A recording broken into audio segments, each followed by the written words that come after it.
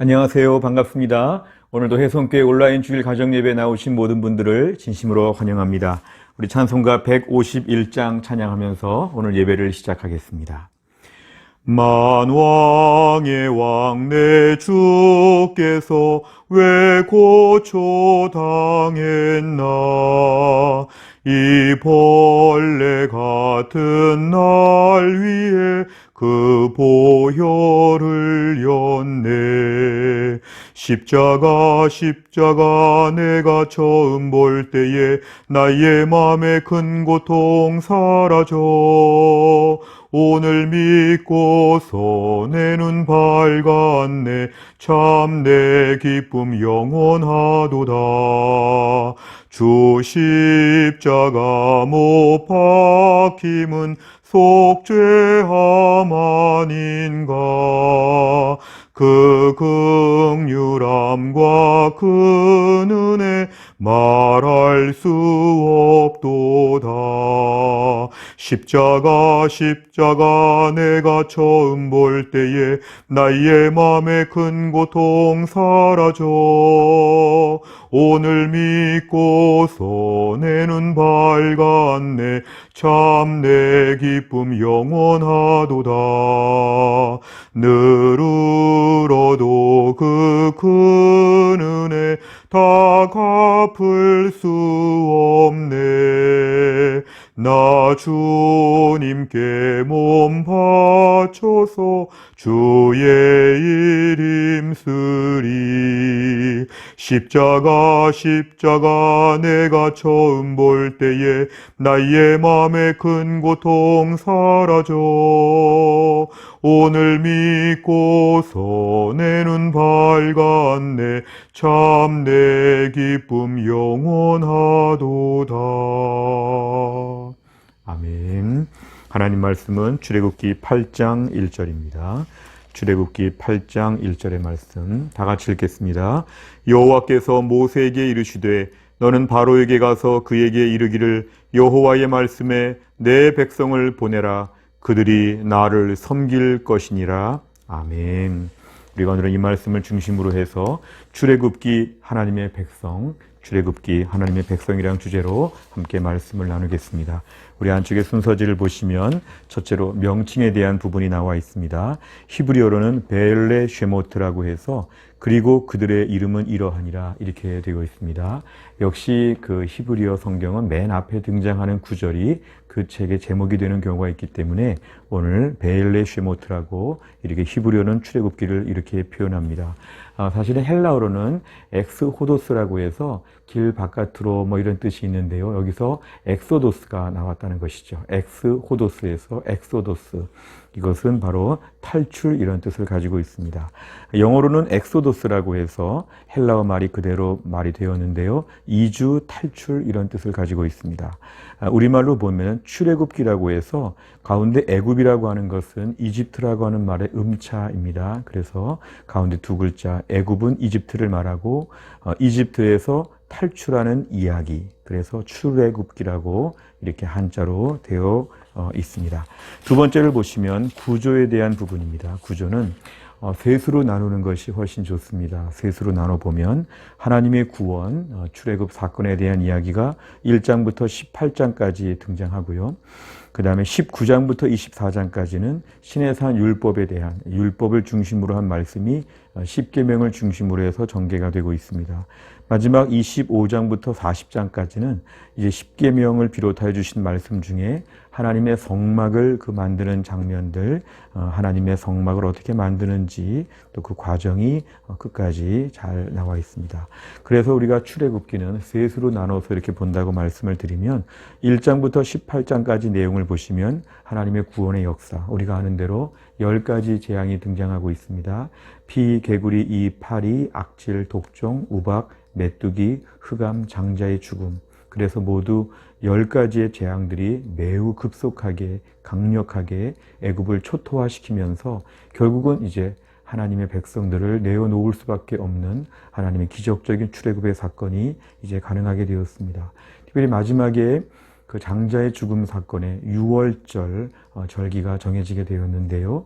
이때 이스라엘 백성들이 출애굽할 때 그 재앙을 피할 수 있는 길은 어떤 특정한 행위, 선행 그런 것이 아니라 어린 양의 피를 집에다가 바르는 것, 이것이 단순한 순종이었습니다. 이것은 우리가 신약시대에 와서 예수님의 십자가의 피를 의지하는 것이죠. 결국 구원이라고 하는 큰 틀에서 볼 때 우리의 행위가 아니라 그 피로 말미암아, 예수님의 피로 말미암아, 보혈의 피로 말미암아 우리가 진정한 구원을 얻게 한다고 하는 놀라운 그러한 말씀을 예표하고 있는 것입니다. 가운데 부분 19장부터 24장까지를 보면 이스라엘 백성들이 시내산의 율법을 받는 장면은 하나님의 백성, 거룩한 백성, 성민으로서 이들의 정체성을 보여줍니다. 그동안에 430년 동안 애굽의 노예로 살면서 이들은 단순한 세상 사람들과 똑같은 그런 백성으로 살았지만 이제 이들은 하나님의 말씀을 붙잡고 하나님의 백성으로서의 정체성을 구비해가는 과정이 바로 이 두 번째 부분입니다. 그러니까 결국은 이 말씀들을 다 지켜서 하나님의 백성이 되고 구원을 받고 그것이 아니라 이미 하나님의 백성이 되고 이미 구원을 주셨는데 구원 이후에 말씀을 주셨다는 것이 특별합니다. 이 말씀을 지켜서 구원받는 게 아니라 구원받는 백성은 하나님 말씀을 지키며 산다. 이런 순서를 저희가 잘 기억해야 합니다. 마지막에 25장부터 40장까지는 이제 성막을 짓는데요. 성막은 이동식 성소를 이야기하는 것입니다. 천막의 형태로 하나님을 예배하고 하나님께 집중하는 것인데 여기서 중요한 것은 하나님이 이스라엘 백성들 가운데 광야에서 하나님이 임재하시고 동행하신 것을 상징합니다. 성막을 중심으로 하나님께 예배한다는 것은 여전히 하나님이 예배의 자리로 초대하여 주신다는 것이죠.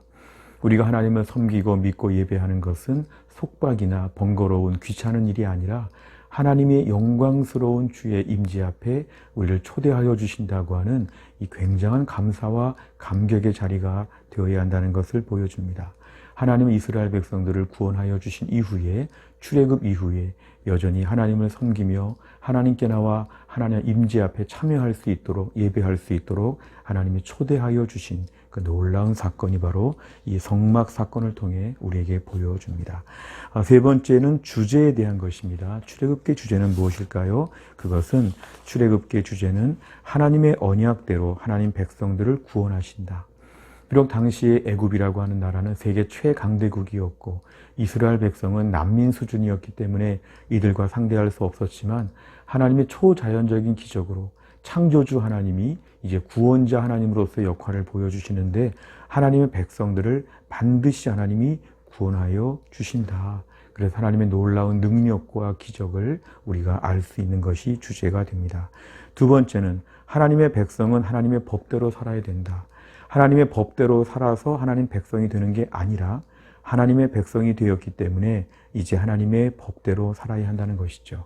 하나님의 백성, 구원함을 받은 백성들은 이제 삶의 규칙이 정해지게 되었는데 하나님의 말씀대로 사는 것, 그래서 율법을 주신 것입니다. 하나님의 율법의 말씀들은 하나님 백성의 정체성입니다. 마음대로 사는 사람들은 이런 정체성이 없기 때문에 마음대로 사는 것이죠. 그 주제가 바로 뭐냐면 하나님의 백성이 되었다면, 성민이 되었다면 그 특혜와 특권만 누릴 것이 아니라 하나님의 법대로 일정한 정체성을 유지하면서 사는 것이 인생의 목표가 되어야 함을 우리에게 보여줍니다. 세 번째는 하나님은 우리 중에 임재하시며 예배의 자리로 초대하신다. 하나님께서 이스라엘 백성들을 단순히 일회적인 사건으로 애굽에서부터 구해 주시는 것으로 모든 것이 끝나지 않았습니다. 하나님은 여전히 이스라엘 백성들과 동행하시는데 그 광 가운데 임재하여 주신다. 예배 자리로 초대하여 주신다는 것입니다. 하나님의 백성은 이 땅을 살면서 구원의 사건과 놀라운 기적도 중요하지만 하나님과 함께 사는 것, 하나님의 임재 가운데 머무는 것, 그리고 그 하나님을 예배하며 하나님 말씀을 들으면서 일정한 관계를 갖는 것이 참으로 중요합니다. 그래서 하나님의 백성의 그 관계, 어떤 사건을 뛰어넘는 지속적인 관계, 때로는 사건이 없어도 일정한 관계 속에 있다고 하는 안정감, 장기적인 신앙생활, 이것이 오늘 출애굽기에서 강조하는 매우 중요한 말씀입니다. 네 번째를 보시면 적용 차원인데요. 참된 구원은 하나님께서만이 주실 수 있다. 당시 우리가 애굽에서 나오는 사건, 이 출애굽의 역사는 어떤 인간적인 방법들, 어떤 혁명, 아니면 어떤 무장 세력들, 뭐 이런 것으로 나오는 것이 아니라 절대적으로 하나님이 구해주시는 사건이었습니다. 오늘도 우리의 삶의 죄와 사망의 권세에서부터 구원함을 받는 사건, 이 놀라운 구원은 하나님만이 주실 수 있습니다. 세계에 많은 타종교가 있고 또 세계에 많은 또한 자기만의 스스로 구원받는 비결들을 얘기하지만 인간의 절대적인 구원은 하나님만이 주실 수 있다는 것을 분명히 알아야 됩니다. 다른 이름으로는 구원받을 방법이 없고 오직 하나님만이 우리의 삶의 구원자가 되어주신다는 걸 강조하고 있습니다. 두 번째를 보면 구원을 받은 주의 백성은 하나님만 섬기며 살아야 한다. 어떤 구원함을 받기 위해서 하나님을 믿었다. 처음에 이렇게 우리가 믿을 수 있지만 하나님을 섬기는 삶이 참으로 중요합니다. 그래서 우리에게 하나님 말씀이 참 교본처럼 매우 중요한 것이죠. 구원함을 받았다고 하면 이제 마음대로 살 수 없습니다. 구원함을 받은 사람은 구원을 베풀어 주신 하나님의 말씀, 그 틀 안에서 살아야 한다는 것이죠. 그러니까 하나님만 잘 섬겨야 합니다. 다른 우상들을 섬길 수 없고요. 자기를 섬길 수도 없습니다. 하나님만 섬기는 것이 삶의 의무가 되어야 한다는 것입니다. 자칫 하나님을 섬기는 것을 방종의 삶으로 알고 하나님은 늘 나를 도와주셔야 되고 나는 마음대로 살아도 괜찮고 이건 우상 숭배자의 전형적인 방종의 삶입니다. 하나님 우리의 경배를 받으시고 우리를 도와주시나 우리가 그 앞에 철저하게 순종하며 살아야 되는 하나님만 섬기는 삶을 살아야 한다는 것이죠. 마지막 세 번째, 하나님의 백성은 온전한 모습으로 살아야 한다. 하나님의 구원을 베푸실 때는 온전한 거 보시고 구원을 베푸신 게 아닙니다. 온전해진 다음에 하나님 백성으로 합격한 것도 아닙니다. 우리를 죄인 되었을 때 부족한 모습 그대로 하나님 백성 삼으시고 구원을 베풀어 주셨다면 우리의 삶은 평생 온전해져야 합니다. 예수 처음 믿을 때, 구원함을 처음 받을 때는 우리의 모습이 불신자와 유사할 수 있습니다. 강팍하고 완악하고 초라하고 아주 모든 것이 가공되지 않은 물건처럼 그렇게 될 수 있으나 점점 신앙생활 하면서 하나님 말씀으로 다듬어지는 것이죠. 말도 어떻게 해야 되는가, 어떻게 매일매일 살아야 되는가, 어떤 식으로 삶이 바뀌어야 되는가, 우리는 꾸준히 변화되어야 한다는 것입니다. 그래서 우리가 하나님의 백성은 말씀 붙잡고 평생 온전해지는 삶을 지향해야 된다. 오늘 출애굽기는 이렇게 우리에게 말씀의 중요성을 가르쳐주고 있습니다. 하나님의 은혜를 체험하지만 하나님과의 깊은 관계 속으로 나아가는 것, 이거 하나님께서 우리에게 주신 믿음의 방법입니다. 우리 모두가 힘들고 어려울 때이지만 하나님의 구원의 은혜를 받은 저희가 믿음으로 담대하게 살면서 더 말씀 앞에 온전해질 수 있기를 간절히 바랍니다. 기도하겠습니다. 하나님 아버지 감사합니다. 오늘도 우리에게 귀한 은혜를 베푸사 주일을 맞이하여 주 앞에 나와 예배하게 하여 주시고 또한 저녁에 가정에서 주일 온라인 가정 예배를 드리게 해주심을 감사합니다. 하나님 아버지 오늘도 이 말씀대로 출애굽기에서 구원을 베풀어 주시고 하나님 백성들을 말씀으로 가르쳐 주시며 영원한 관계를 맺으시는 하나님을 저희가 묵상하였습니다. 이 출애굽기의 말씀대로 저희의 삶 가운데도 구원함을 받은 저희가 구원에 대한 감격과 기쁨이 날마다 넘치게 하여 주시고 구원받은 저희가 하나님만 섬기며 하나님의 백성답게 점점 더 변화되며 온전해질 수 있게 하여 주옵소서. 새로운 한 주간을 시작하면서 하나님의 은혜를 구합니다. 믿음으로 승리하게 하여 주옵소서. 감사드리며 예수님의 이름으로 기도하옵나이다. 아멘. 오늘 함께 하신 모든 분들 진심으로 감사합니다.